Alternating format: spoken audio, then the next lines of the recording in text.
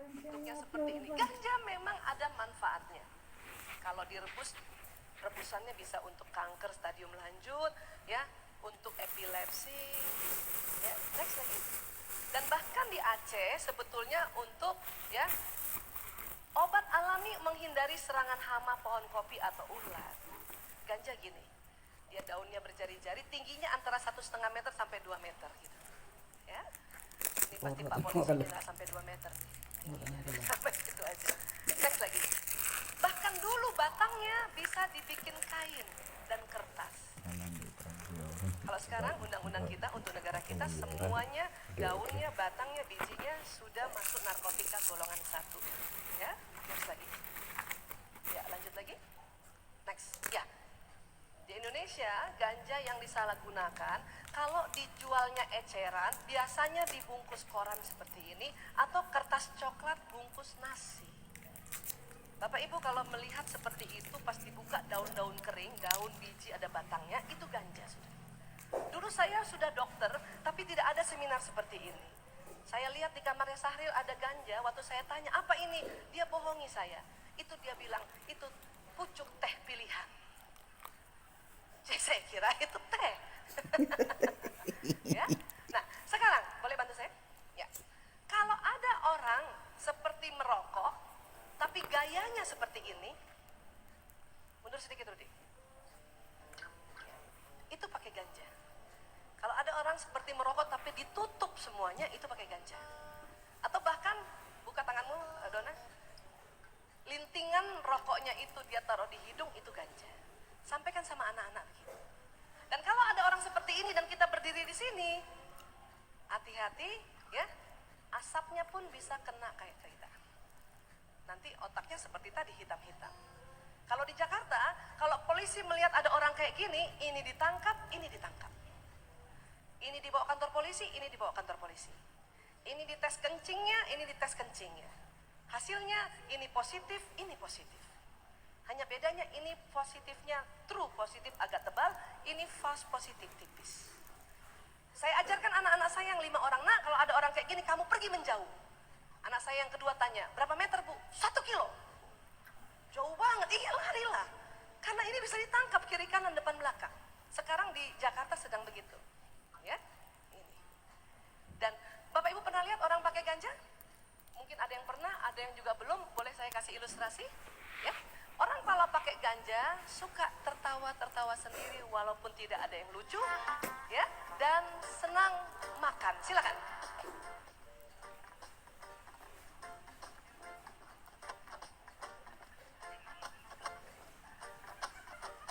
Nggak ada yang lucu, dia ketawa-ketawa dan nafsu makannya meningkat. Kalau ini karena lapar kayaknya memang. Tadi pagi belum makan. Nah, ini dia. Ya. Jadi kalau ada orang ketawa-ketawa sambil makan, hati-hati. Bedanya dengan orang-orang yang biasa, orang pakai ganja matanya bengkak. Atas bengkak, bawah bengkak, dalamnya merah. Kalau ini tidak bengkak karena hanya ilustrasi. Ya. Bedanya sakit mata ada kotorannya. Orang pakai ganja mata bengkak, merah, ketawa-ketawa sendiri dan suka makan. Masih lapar. Dan sudah tidak realistis. Ibunya jatuh pun bukan ditolong, malah ditertawakan. Sampai kapan dia tertawa? Sampai lintingan ganjanya habis. Kalau dia pakai lagi, tertawa terus. Ya. Narkoba ada yang namanya gejala putus zat. Ya, mari kita lihat gejala putus zat dari ganja. Kalau setelah dia pakai kemudian tidak ada lagi. Yang tadinya tertawa-tawa, ini jadi diam saja. Bengong. Dan biasanya lihat jam, 1 detik itu dia lihat perputarannya 1 menit. Oke? Nah ini orang pakai ganja. Kalau dia pakai lagi ganjanya dia ketawa lagi. Ya. Dan yang bahaya dari ganja adalah ini. Ya.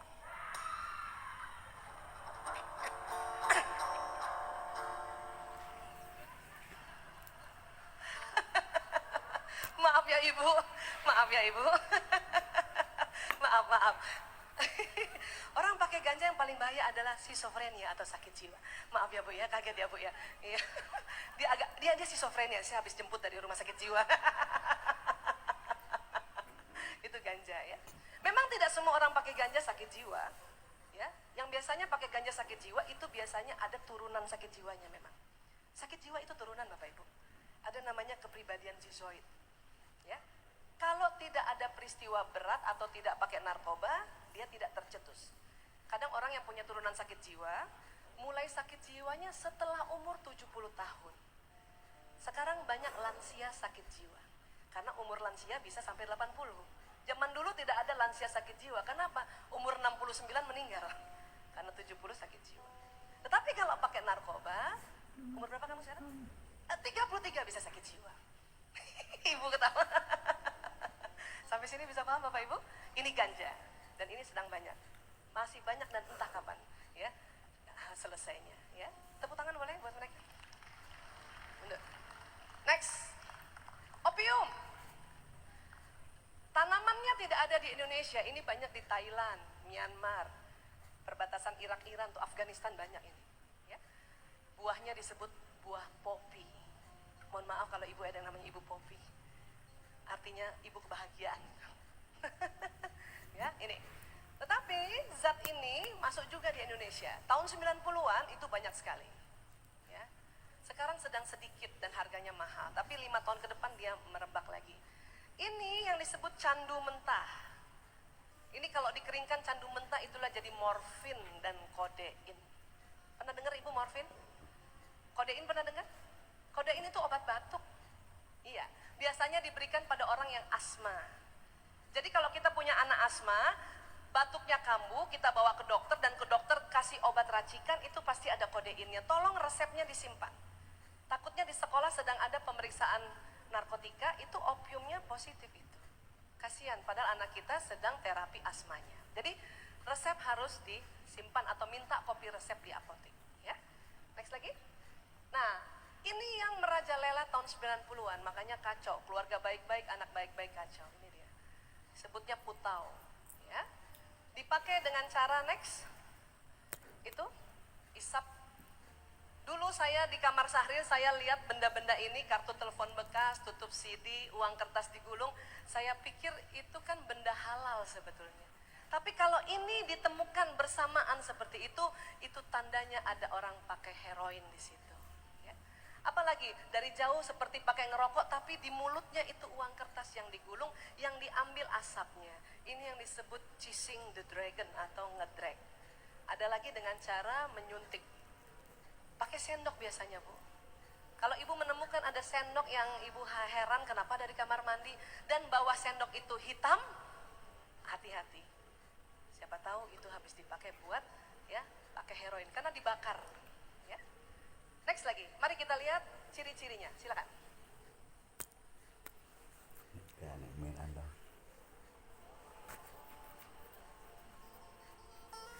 Beda sama ganja, kalau ganja tertawa-tawa, orang pakai heroin, ya, terkantuk-kantuk. Terkantuk-kantuk. Bahkan berdiri pun bisa tidur. Apalagi gatal, karena heroin bikin gatal. Dan sering garuk-garuk, kemudian garuk-garuk wajahnya. Ya. Apalagi sering memegang rokok yang dibakar. Kalau ini karena ilustrasi jadi tidak boleh dibakar. Ya. Bapak Ibu kalau melihat ada orang merokok sambil ketiduran bisa jadi itu pakai heroin. Atau ya rokoknya ketiduran, itu juga bahaya. Ya. Ada lagi yang kita bisa lihat, minta mic-nya. Ya. Kalau bicara suaranya agak berat, agak cadel, coba kita cek. Cek Mbak Adel. Punten Mbak Adel, maaf maju dulu sebentar ya. Ibu maaf boleh ya pura-puranya ini tetangganya ya Bu. Ya, kamu ngomong sama Ibu. Hadap sini dong.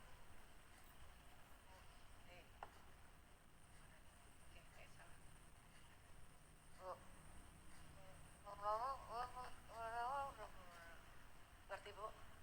Enggak, sama saya juga ngerti. Satu. Tolong satu. Mana itunya? Ya. Oke. Bapak maaf, Bapak namanya siapa Pak? Maaf. Pak Pak Supratman, maaf ya Pak. Sini sini. Pura-puranya ini ponakan Bapak, pura-pura ya Pak. Bapak nggak mau punya ponakan gini kan? Iya. Kamu ngomong sama Pak D. Lagi fly, ini namanya lagi fly. Ngomong.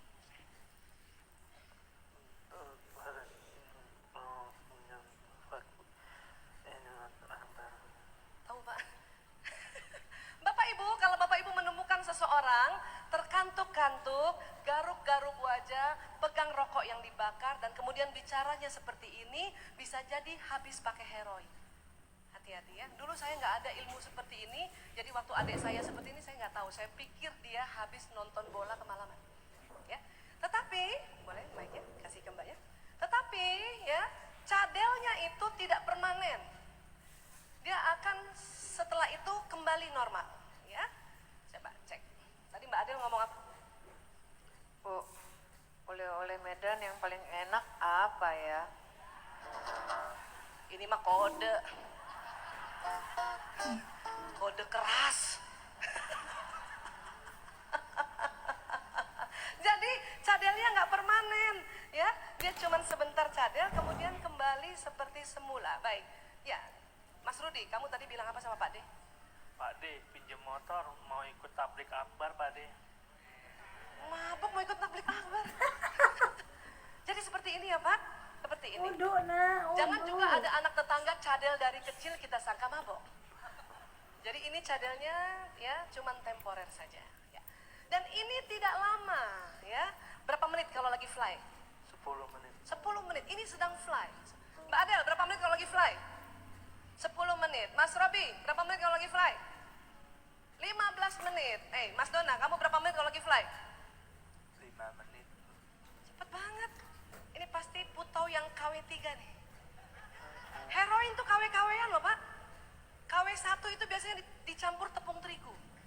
KW2 dicampur paracetamol. Kalau yang KW3 dicampur kerak aki. Bapak tahu aki itu keraknya putih-putih, itu campurannya. Makanya fly-nya cuma 5 menit. Ya, ini dia. Dan ini pun cuman tidur dan mimpi saja. Ada misal mic-nya ke sana? Ya. Mbak Adel, biasanya kamu kalau fly kayak gitu mimpi apa?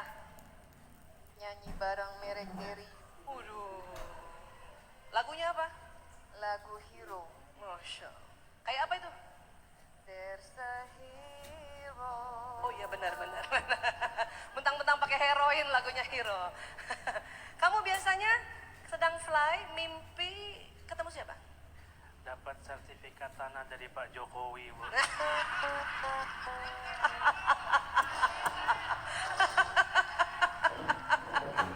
Aduh. Ini pecandu minta sertifikat. Aduh. Ya, jadi cuman mimpi saja Bapak Ibu. Dan nggak lama, 10 menit sampai 15 menit. Ya. Yang bahaya adalah setelah itu ada gejala putus zatnya, sering disebut sakau. Ya. Iya, badannya semuanya sakit. Kita lihat ilustrasinya, silakan.